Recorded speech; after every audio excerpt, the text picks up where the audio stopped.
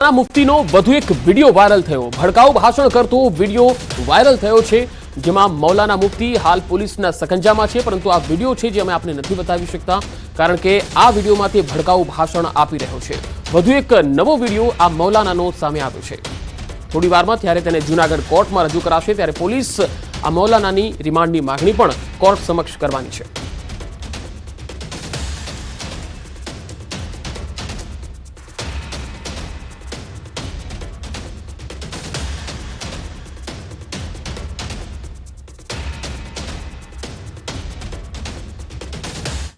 વાત સુરતની। સુરતમાં માંડવીનું અરેઠ ગામ સંપૂર્ણ બંધ છે। અરેઠ ગામ પોલીસ છાવણીમાં ફેરવાઈ ગયું છે। અહીંયા મોટી સંખ્યામાં પોલીસ કાફલો ખડકી દેવાયો છે। પોલીસ અને ગ્રામજનો વચ્ચે ઘર્ષણ થયું છે। સ્ટોન ક્વોરીને લઈ સ્થાનિકોએ ધરણા કર્યા। ક્વોરી બંધ કરવા છેલ્લા ઘણા સમયથી માંગણી છે। ક્વોરીમાં બ્લાસ્ટ, મકાનોને થાય છે નુકસાન। વારંવાર રજૂઆત તો થાય છે, પરંતુ તેનું કોઈ જ નિરાકરણ આવી રહ્યું નથી, જેથી ગામ આજે સજ્જડ બંધ રહ્યું છે।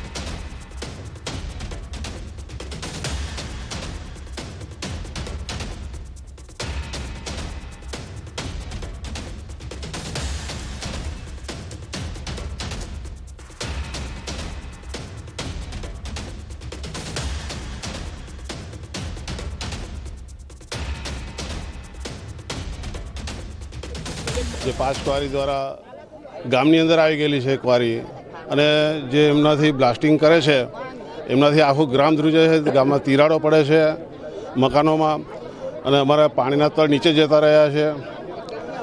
ખેતીના પાકો બધા નિષ્ફળ થઈ રહ્યા છે। ધૂળ ડમરીઓ વડે આરોગ્યને નુકસાન થઈ રહેલું છે, પર્યાવરણને નુકસાન થઈ રહેલું છે।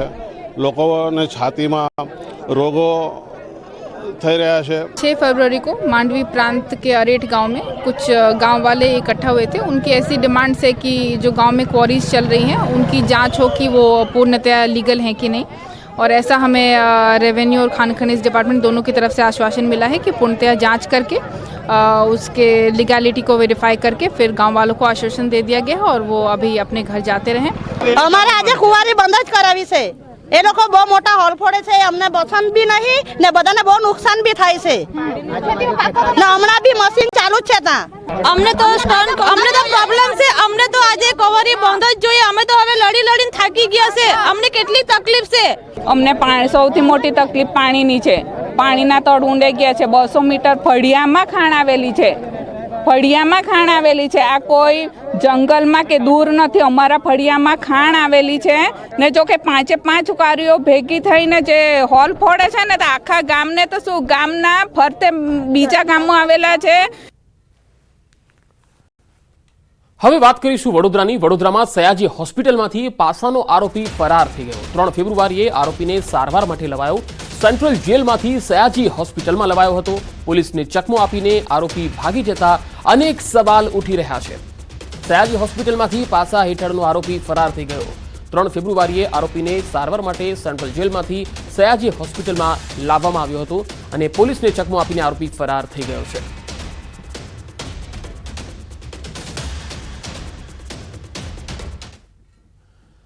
ઘરે પીવાનું પાણી આપવા સરકાર કટિબદ્ધ। ગૃહમાં જળ સંપત્તિ રાજ્યમંત્રીનું નિવેદન।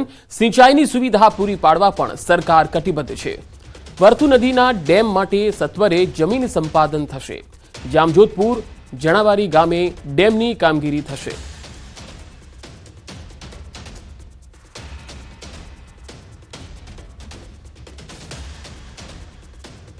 તો રાજ્યમાં 100 વર્ષ જૂના 29 ડેમ છે। તમામ 29 ડેમ જળ સંગ્રહ માટે સક્ષમ છે। ડેમોની સેફટી હેઠળ ચકાસણી કરવામાં આવી છે। અર્જુન મોઢવાડિયાના પ્રશ્નનો સરકારે જવાબ આપ્યો। સરકારે જણાવ્યું છે કે 100 વર્ષ જૂના હોય એવા 29 ડેમ છે, અને આ તમામ 29 ડેમ હજુ પણ જળ સંગ્રહ માટે સક્ષમ છે। ડેમની સેફટી હેઠળ ચકાસણી કરવામાં આવી છે।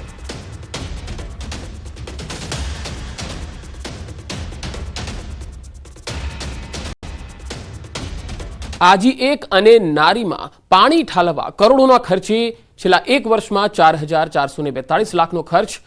રાજ્ય સરકારે ગૃહમાં આ અંગે માહિતી આપી છે। આજી એકમાં 1,926.63 મિલિયન ક્યુબિક પાણી ઠલવાયું છે। નારી એકમાં 306.44 મિલિયન ક્યુબિક પાણી ઠલવાયું છે।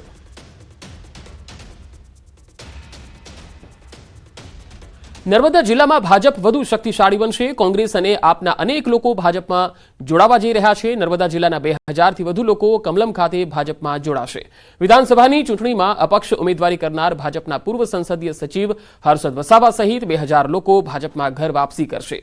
રાજપીપળાથી 6 બસ અને 100થી વધારે જેટલી નાની ગાડીઓ છે, 100 જેટલી, તેનો કાફલો ગાંધીનગર જવા માટે રવાના થયો. બપોરે 3 કલાકે કમલમ ખાતે તમામને CR પાટીલ ભાજપનો ખેસ પહેરાવી પક્ષમાં આવકારશે. ભરૂચ અને છોટાઉદેપુર લોકસભામાં કાર્યકર્તાઓ ભાજપ માટે મોટો ફાયદો કરાવશે તેવું લાગે છે. ભાજપમાંથી છૂટા કરાયેલા હોદ્દેદારોનો પુનઃ પ્રવેશ થશે. પૂર્વ સંસદીય સચિવ હર્ષદ વસાવા, ગુજકો માસોલ અને ભરૂચ ડિસ્ટ્રિક્ટ બેંકના ડિરેક્ટર સુનિલ પટેલ, પૂર્વ ભાજપ અને પૂર્વ જિલ્લા અધ્યક્ષ ઘનશ્યામ દેસાઈ સહિત મોટા હોદ્દેદારોનો પુનઃ પ્રવેશ થશે. હાલ ભાજપની ભરતી મેળો ચાલી રહ્યો છે અને ભરતી મેળામાં લગભગ કોંગ્રેસ, આપ અને તમામે તમામ પક્ષના લોકો ભાજપમાં જોડાઈ રહ્યા છે. પરંતુ વાત કરીએ નર્મદા જિલ્લાની, તો નર્મદા જિલ્લામાં ખાસ કરીને વાત કરીએ તો વિધાનસભામાં જે હર્ષદ વસાવા જે છે એ અપક્ષ ભાજપમાંથી ખેડો ફાડી અપક્ષ લડ્યા હતા, ત્યારે જેઓ ફરી ઘર વાપસી કરી રહ્યા છે, એમની સાથે વાત કરીએ. આપણે ઘર વાપસી કરી રહ્યા છે, શું કહેશો બાબતે? અમારા દરેક કાર્યકર્તાઓ જે છે એ તમામ જેમણે પોતાનું જીવન આપ્યું ભારતીય જનતા પાર્ટી માટે સમર્પિત કર્યું છે, એવા કાર્યકર્તાઓ અમારી સાથે છે, જેના કારણે અમારે રજે રજમાં કેસરિયા સિવાય બીજું કંઈ છે નહીં. અને તમે જાણો છો કે અમે કોઈ આશા કે અપેક્ષાના લીધે પુનઃ પ્રવેશ કરીએ છીએ એવું નથી, પણ અમારે અમારા નેતા આદરણીય નરેન્દ્રભાઈ મોદી કે અને એની સાથે અમારા ગુજરાતના પ્રદેશના અધ્યક્ષ આદરણીય CR પાટીલ સાહેબની નેમ છે કે દરેક લોકસભા અમારે 5 લાખ મતથી જીતવી છે. અને એ જીતવા માટે અમારી ટીમ પણ અમારે પણ કંઈક ફૂલ નહીં તો ફૂલની પાકડી અમારી ટીમ એ માટે પૂરી તાકાત લગાવશે. અને એની અંદર સર કરવા માટે અમે બધા લોકો આગળ વધવા માંગીએ છીએ. ભારતીય જનતા પાર્ટીનું નામ આગળ વધશે એ જ અમારી. સુરતમાં આંગણવાડી કર્મચારીઓએ વિવિધ માંગણીને લઈને વિરોધ નોંધાવ્યો. ફિક્સ પગાર સહિતની માંગણીઓને લઈ બજેટમાં કોઈ જાહેરાત ન કરાતા રાજ્ય સરકારના બજેટની હોળી કરાઈ હતી. લિંબાયત વિસ્તારમાં મોટી સંખ્યામાં આંગણવાડી કર્મચારીઓએ મળી નારા સાથે પોતાનો રોષ ઠાલવ્યો.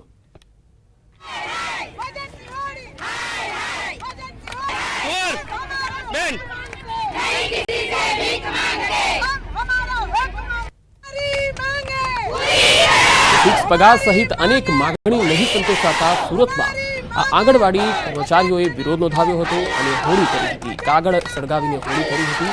લિંબાયતમાં રાજ્ય સરકારના બજેટની હોળી કરવામાં આવી, કારણ કે આ કાર્યકર્તાઓ ઘણા સમયથી પોતાની માંગને લઈને અડગ છે.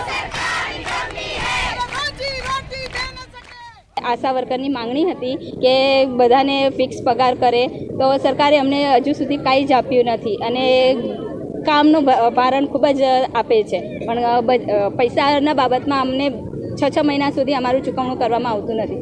તો અમારે ફિક્સ પગાર થાય એ માટે અમે આ બજેટની હોળી કરીએ છીએ. અમારે 800 બહેનો આજે જોડાય છે, તેમાં 300 આશા વર્કર બહેનો છે અને 500 હેલ્પર વર્કર બહેનો અમારી આંગણવાડીની જોડાય છે.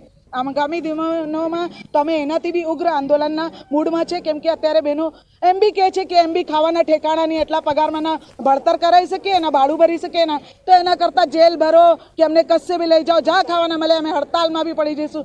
અમે આગળ ઉગ્ર આંદોલનના મૂડમાં છીએ અત્યારે હાલમાં. રાજકોટમાં ખંડેરી સ્ટેડિયમનું બદલાશે નામ. નિરંજન શાહ ક્રિકેટ સ્ટેડિયમ નામ રખાશે.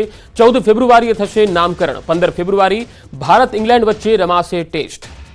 રાજકોટમાં ખંડેરી સ્ટેડિયમનું નામ બદલવામાં આવશે.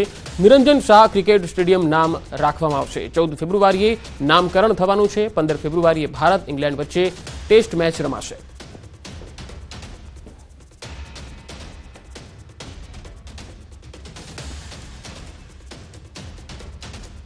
બોલિવૂડ અભિનેતા જેકી શ્રોફ કચ્છની મુલાકાતે છે. કચ્છના રણની જેકી શ્રોફે પ્રશંસા કરી હતી. કચ્છનું રણ બાપુ એક નંબર, આવું તેમણે નિવેદન ત્યાં આપ્યું હતું. 201 ફોન ફિલ્મનું કચ્છમાં શૂટિંગ ચાલી રહ્યું છે. જેકી શ્રોફે ઇન્સ્ટાગ્રામ પર તેના વિડીયો પણ શેર કર્યા છે. તો જેકી શ્રોફ કચ્છની મુલાકાતે કચ્છના રણની જેકી શ્રોફે પ્રશંસા કરી હતી. તેમણે કહ્યું છે કચ્છનું રણ બાપુ એક નંબર. 201 ફોન આ ફિલ્મનું કચ્છમાં શૂટિંગ ચાલી રહ્યું છે, જેના માટે તેઓ કચ્છ આવ્યા છે.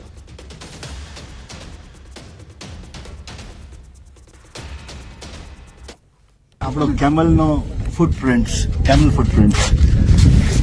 1 નંબર નમક. રણ of Kutch best.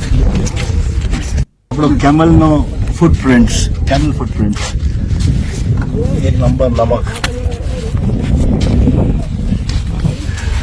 Rann of Kutch best.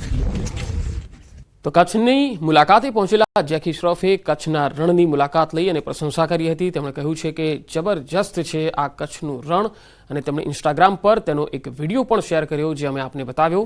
2 અલગ અલગ તસવીરો. જેકી શ્રોફ પોતાની ફિલ્મના શૂટિંગ માટે કચ્છની મુલાકાતે પહોંચ્યા છે, અને શૂટિંગ દરમિયાન તેઓ કચ્છના રણમાં મુલાકાત માટે પણ ગયા હતા, જ્યાંનો નજારો જોઈને તેઓ અભિભૂત થઈ ગયા. અંકલેશ્વરમાં એટીએમ તોડવાનો નિષ્ફળ પ્રયાસ થયો. પથ્થર અને સળિયાથી એટીએમ તોડવાનો પ્રયાસ થયો. એચડીએફસી બેંકનું એટીએમ તોડવાનો પ્રયાસ થયો, અને સમગ્ર મામલે પોલીસે હવે શરૂ કરી છે તપાસ. તો અંકલેશ્વરમાં એટીએમ તોડવાનો નિષ્ફળ પ્રયાસ થયો. પથ્થર અને સળિયાથી એટીએમ તોડવાનો પ્રયાસ થયો. એચડીએફસી બેંકનું એટીએમ હતું. સમગ્ર મામલે હવે પોલીસે તપાસ હાથ ધરી છે.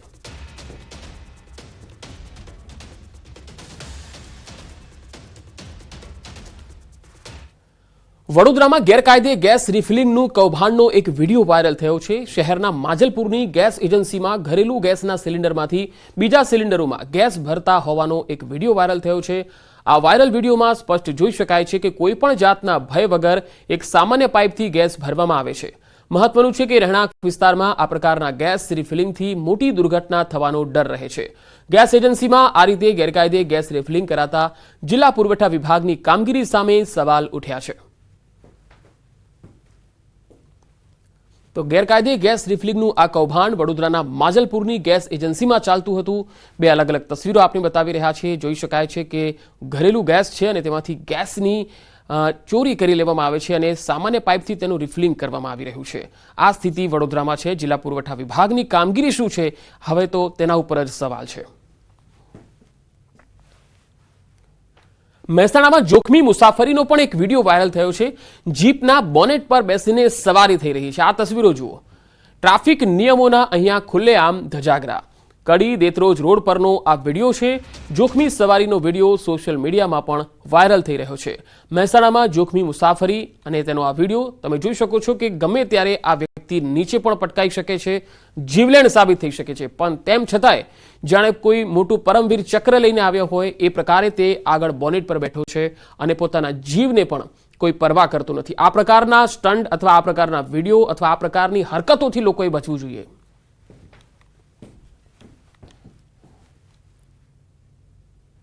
આગળ વધુ સમાચારો પર નજર કરીશું. હાલ રોકાઈશું એક બ્રેક માટે.